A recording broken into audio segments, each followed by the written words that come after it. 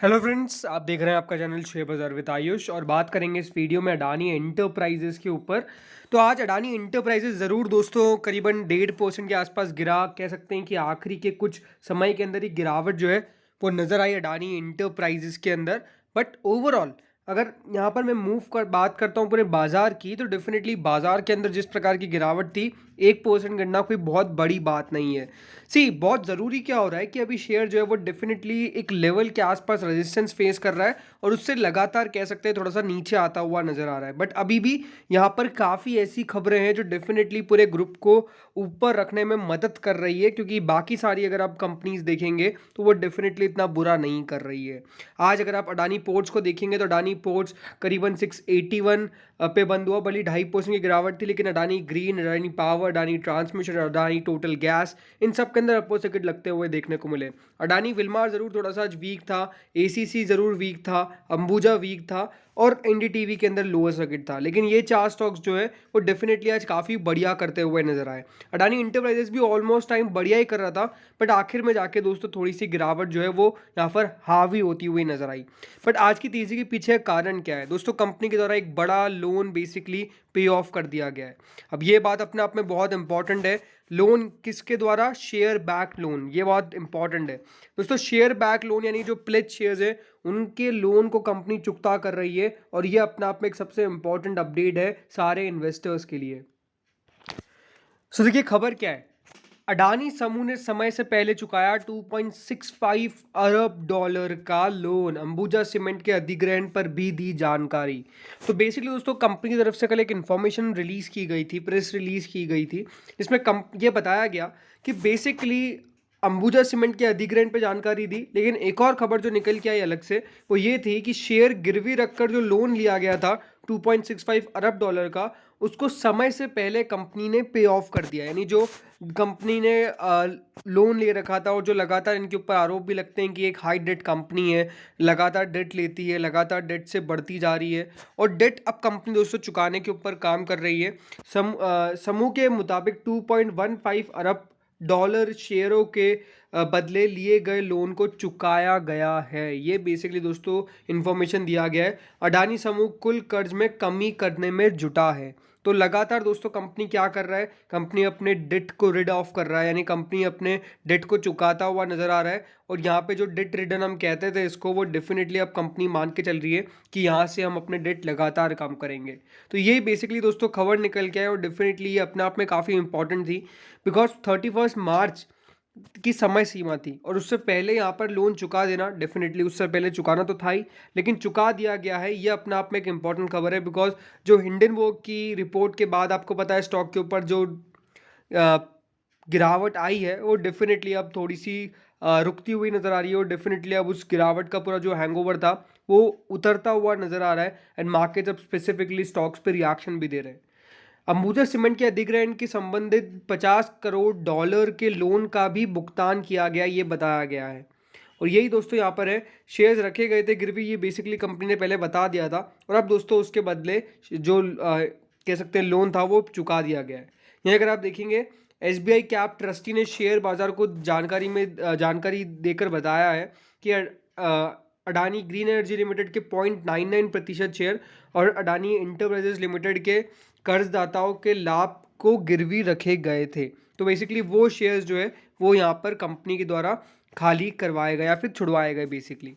लेकिन इंपॉर्टेंट क्या है, देखिए लगातार कंपनी बढ़िया तभी करेगी जब उसके फाइनेंशियल स्ट्रांग होंगे, जब कंपनी के नंबर्स बेहतर निकल के आएंगे। देखिए आज ज़रूर गिरावट आई है, इसमें कोई डाउट नहीं है, लेकिन अगर हमेशा एक जो क्वेश्चन यहाँ पर पूछा जाता है ना कि क्या अडानी ग्रुप वैल्यूएशन वाइज सही है, तो डेफिनेटली इसको कोई वैल्यूएशन तो जस्टिफाई करने नहीं वाला है।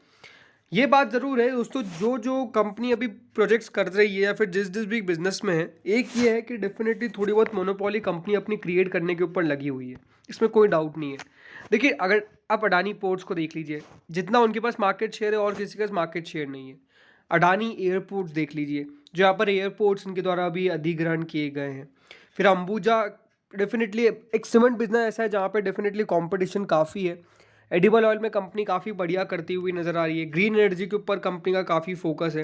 लेकिन कुछ ऐसी जगह है जहाँ पे डेफिनेटली कंपनी सेक्टोरियल मोनोपोली करने पे लगी हुई है। अभी तक हुई नहीं है। लेकिन कुछ ऐसे पार्ट्स भी होते हैं जहाँ पे दोस्तों डेफिनेटली काफ़ी ज़्यादा आपको बिजनेस वाइज राइवलरीज देखने को नहीं मिलती है। तो ये अपना आप में कंपनी उसका पूरा पूरा फ़ायदा उठाने की कोशिश कर रही है।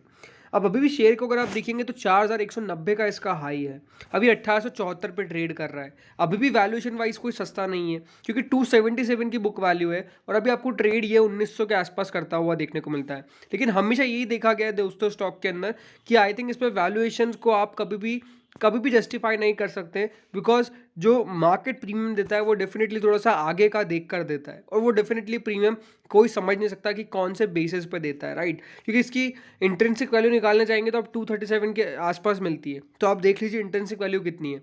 दिक्कतें हैं बहुत सारी, इसमें कोई डाउट नहीं है। जैसे 10,260 करोड़ का कंपनी के पास नेगेटिव कैश फ्लो है। ये अगर आप कंपनी का P&L स्टेटमेंट देख लीजिए तो कंपनी की जो सेल्स थी मार्च 2022 के अंदर वो 69,420 करोड़ रुपए आ गई। तो एकाएक कंपनी ने एक बहुत बड़ी जंप देखी थी अपने पूरे सेल्स के अंदर, राइट। तो ये अपना आप में बहुत फोकस पे रहा गया। फिर अगर मैं बैलेंस शीट की बात करता हूँ तो कंपनी के डेफिनेटली अब नंबर्स जब निकल के आए थे तो वो भी काफ़ी ठीक ठाक थे, उसमें कोई दिक्कत एज सच नज़र नहीं आई। कंपनी के जो इन्वेस्टमेंट है वो करीबन 4831 करोड़ के हैं। तो कंपनी इन्वेस्टमेंट लगातार कर रही है, कंपनी अपना पैसा जो है वो लगातार दोस्तों मार्केट्स में लगाती आ रही है, वो डेफिनेटली नज़र रखना चाहिए।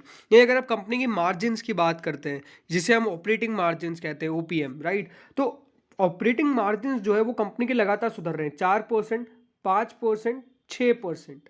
तो कंपनी के मार्जिन जो है वो हमेशा इतने ही रहे, 4, 5, 6% के आसपास, लेकिन ओवरऑल अभी इंक्रीज हो रहे हैं, जो अपने आप में काफ़ी फोकस में रखने वाली बात है।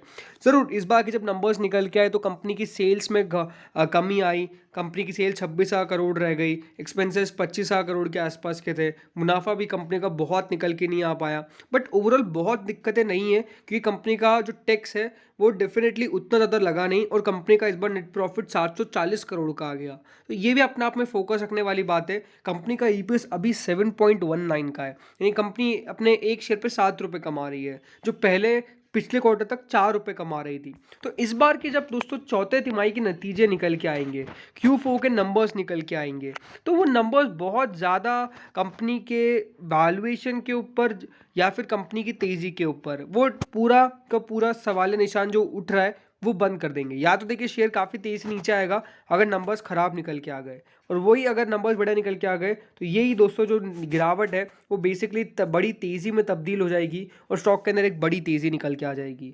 तो इस बार के नंबर्स बहुत ही मेक और ब्रेक होने वाले हैं, बिकॉज नंबर्स बढ़िया निकल के आ गए तो it's well and good, but numbers बढ़िया निकल के नहीं आए तो दिक्कतें हैं।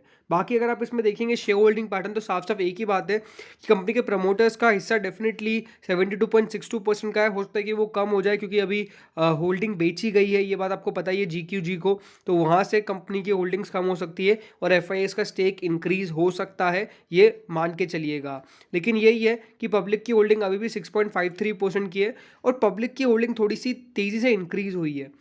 अडानी इंटरप्राइजेस के लिए दोस्तों जो FPO डेफिनेटली आया था वो बहुत इंपॉर्टेंट था, बट ठीक है, कोई दिक्कत वाली बात अब नज़र नहीं आ रही है। अब अगर देखिए स्टॉक की बात करता हूँ तो डेफिनेटली यही है कि 2,000 रुपये से पहले स्टॉक बार बार रुक रहा है, तो डेफिनेटली कह सकते हैं 2,000 वाली जो रेंज है वो इसके लिए एक रेजिस्टेंस वाली रेंज है, क्योंकि यहाँ पर स्टॉक को थोड़ा सा रुकना पड़ सकता है, बिकॉज वो एक इंपॉर्टेंट रेजिस्टेंस के तौर पे काम कर रहा है। अगर ये रेजिस्टेंस एक बार ब्रेक हो जाता है तो फिर यहाँ से जो तेज़ी है वो डेफिनेटली बन जाएगी, पर अगर रेजिस्टेंस ब्रेक नहीं होता है तो यही है कि कम से कम नीचे में 1700 के नीचे ना जाए, वो 1700 के नीचे वीक हो सकता है, और फिर बाकी सबसे नीचे का स्ट्रॉन्ग सपोर्ट तो वही है 1100 से 1000 रुपये की रेंज का, जिसको स्टॉक ने कवलेट नहीं किया है। तो इस वीडियो में इतना ही था, होप सो बढ़िया लगा होगा। Thank you friends for watching this video.